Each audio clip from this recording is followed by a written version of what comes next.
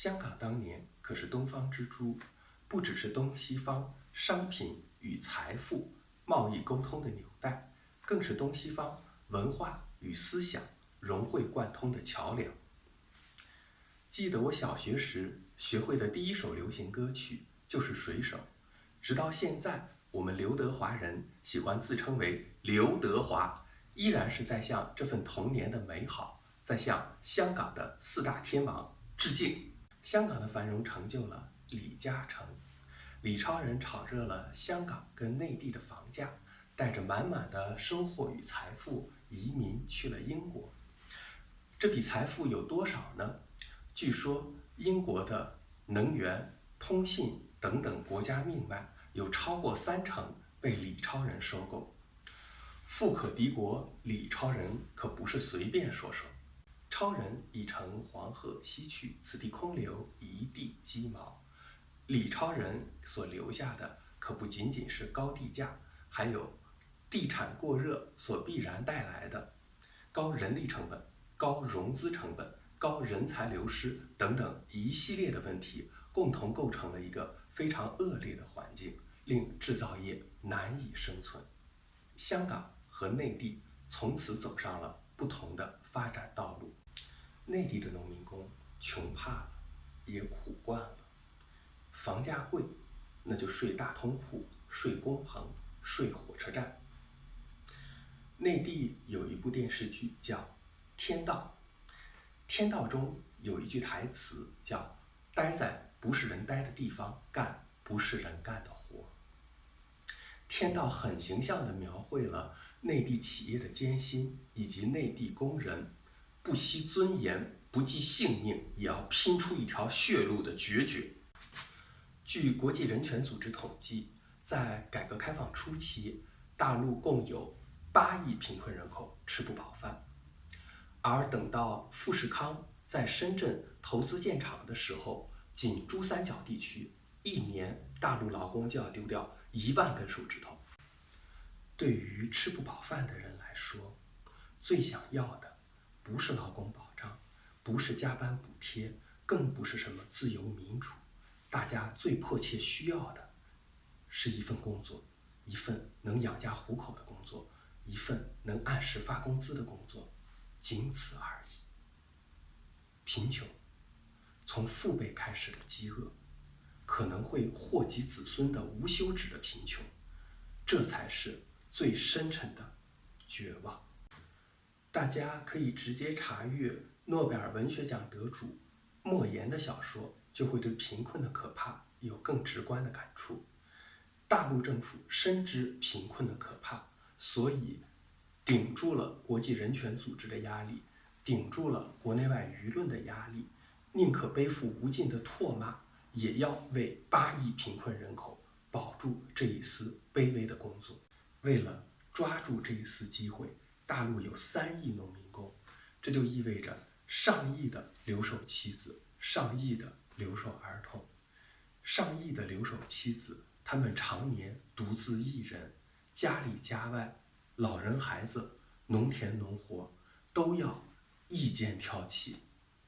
他们常年承受着沉重的生活负担和恶劣的人文环境，这个群体的自杀率比富士康的工人还要高。上亿的留守儿童，他们在家庭破碎的阴影下，在人文关爱的荒漠中野蛮生长。3亿农民工抛家弃子，拼死拼活，拼的就是这一丝改变贫穷的机会，拼的就是这一丝改变命运的机会。3亿农民工硬生生用他们的热血重新浇筑了中华制造业和平崛起的基石。其实牺牲的又何止是底层百姓，我们的蓝领、白领、科学家、工程师、商业领袖乃至国家干部，无数的民族精英、爱国志士，大家拿着远低于国外同行的工资，却承受着繁重得多的工作。天地不仁，以万物为刍狗。民族崛起的道路是由无数中华儿女的热血与青春来铺就。现在我们已经基本解决了8亿贫困人口的吃饭问题，而中国的制造业早已腾飞，现在我们制造业的产值超过了美国、德国、日本3家之和。香港的情况则完全不同。自从1985年中英联合声明生效，香港的回归已然不可避免。港英总督开始不计成本地推进香港的民主化进程。等到97年香港回归，香港已经拥有了全球最完善的劳工保障制度。那么97年的香港有没有像类似于台积电、三星、东芝这样全球最顶尖的高科技企业呢？很遗憾，并没有。没有全球最顶尖的高科技企业，又如何去支付全球最顶尖的工资呢？香港的制造业从此陷入了全面的萧条，这并非偶然。我们再来看印度，印度同样曾经为英属殖民地，同样在美苏之间左右逢源，拥有良好的国际环境，同样从英国继承了完善的劳工保障制度，于是同样的建国50年，制造业难以寸进。肯尼亚则更为夸张，肯尼亚不但也是英属殖民地，不但也从英国继承了完善的法律法规，而且还有联合国环境署长期入驻，于是直到今天，肯尼亚的制造业基本完美保留在了一穷二白的状态。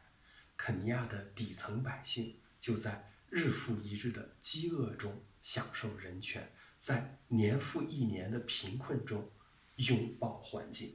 话题回到香港，产业空心化之后，香港的金融资本和地产资本勾结在了一起，操纵舆论，哄抬房价。短短的20年中，香港的地产翻了4倍。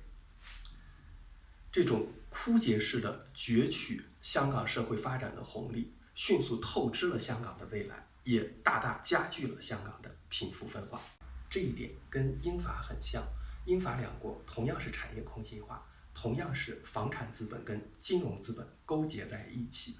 操纵政治，愚弄百姓，同样是底层百姓的生活每况愈下。于是法国在闹黄马甲，英国在闹脱欧，两国的社会同样处在分崩离析的边缘。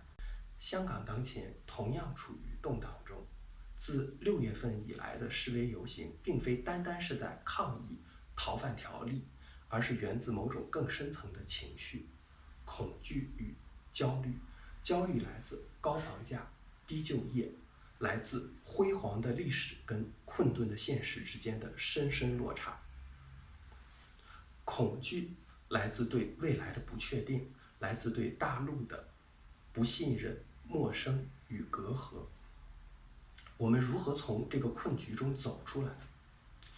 面对焦虑，我们需要解决现在当如何做的问题。面对恐惧，我们需要指出未来向何处去的方向。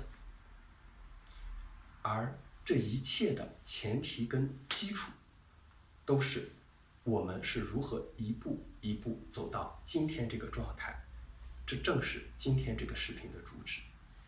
以史为鉴，可以知兴替；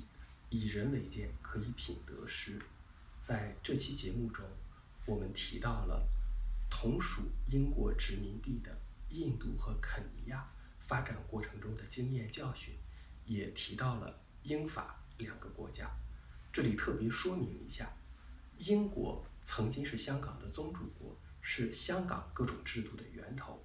而法国可以说是西方近现代政治伦理思想的源头，是自由、平等、博爱的提出者。香港民间人权阵线、香港大小律师公会、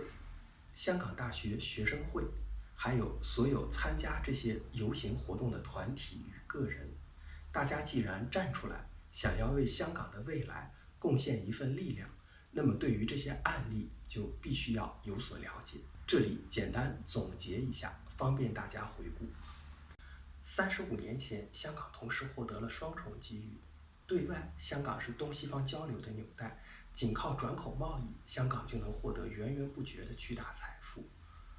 对内，港英总督开始不计成本、不顾后果的抬升香港市民的权利跟福利。那个时候的香港是时代的宠儿，香港市民是真正的天命之子。真天命之子李嘉诚夺一地之气运，以奉一人，富可敌国，驾鹤西去。而被夺走财运的香港和内地，民生艰难，前途堪忧。我以我血建轩辕，无数的中华儿女用热血与青春，生生地在一片凋零破败中，重新托举起中华民族和平崛起的道路。而香港地区则因为英国遗留的劳工保障制度，只能眼睁睁地看着制造业日益凋零，失去造血能力。遭遇同样困境的还有同样曾为英属殖民地的印度和肯尼亚。不止如此，就连英国、法国自己也因为产业空心化，社会陷入了分崩离析的边缘。当然，真实的世界要复杂得多，不管是中华民族的崛起，还是香港当前的现状，都不是这个短视频几句话就能归纳总结清楚的。欢迎大家批评、讨论、留言，我也会就香港同胞可能最感兴趣的话题，陆续推出这个视频的其他部分。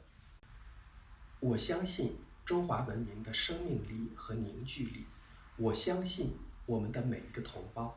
我也愿意将这一份信心与每一个同胞分享。